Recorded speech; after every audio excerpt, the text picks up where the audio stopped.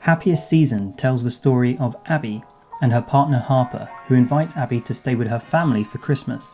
Abby does not like Christmas, but is willing to put her reservations for the holidays to one side because Harper loves spending the holidays with her family. Abby also intends to propose to Harper, and Christmas seems like the ideal time to do so. So all seems good, right? Yeah? Right? No. Well, all is good, except on the way to Harper's family home, she learns that Harper hasn't come out as gay to her family, and that they think Abby is just Harper's friend / orphaned roommate. I know, but it's not that big of a deal because she does plan on telling them immediately after the holidays. So what, her parents are believing that their straight daughter brought home her lesbian friend for Christmas? No. They also think that I'm straight. Have they ever met a lesbian? So I really like this film. I think it's a really interesting premise for a film, and it's a really intriguing take on a Christmas movie. There really aren't a hell of a lot of LGBTQ Christmas movies, but this highlights what you could do with that framework. This film is inherently filled with conflict between characters. Harper trying to please her parents whilst also spending time with Abby, Abby trying to make an honest impression whilst also staying true to herself, awkward family chat that reveals way too much. Every scene is compelling and drives the narrative whilst also building upon character. To add to the conflict, Harper's father is trying to run a campaign to be mayor, and so naturally everyone is particularly cautious about their image. Harper and Abby of course run into some old exes, family friends, and competitive siblings. Sorry, Riley, this is Abby. Abby is my Orphan. Roommate. I am an orphan, but we live together. As friends. Like acquaintances. Oh, please don't. Yeah. This is a story about the person we present to different people, just as it is about secrecy and the toxicity of living dishonestly.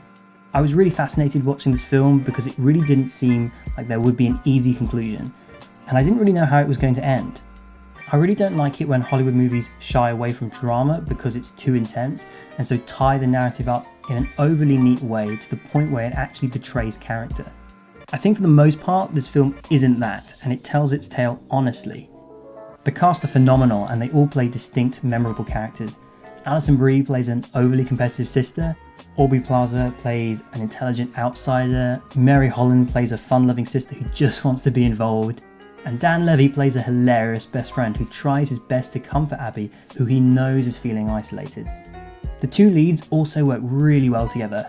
Mackenzie Davis manages to effectively show Harper as somebody stuck juggling identities and as somebody with a comfort for a compartmentalized reality. Kristen Stewart manages to be funny, dramatic, and relatable. She manages to play this character comfortably, and it's really delightful to watch her on screen. I think she's also made some really interesting film choices in the last few years, and I know she's also given directing a try, so I'm always interested to see what she's up to next. So where does this film stand within the pantheon of great Christmas movies? You know, your Love Actuallys, your Die Hards, your Iron Man 3s. Well, I heard Mark Commode recently say that he thought this film is a film that people will just catch on TV for years and say, oh yeah, this one's a good one. And I completely agree. It's something new and yet fundamentally still a Christmas movie. It will move you and warm your heart, just like all the greats. It's an easy film to watch and simultaneously can engage the viewer.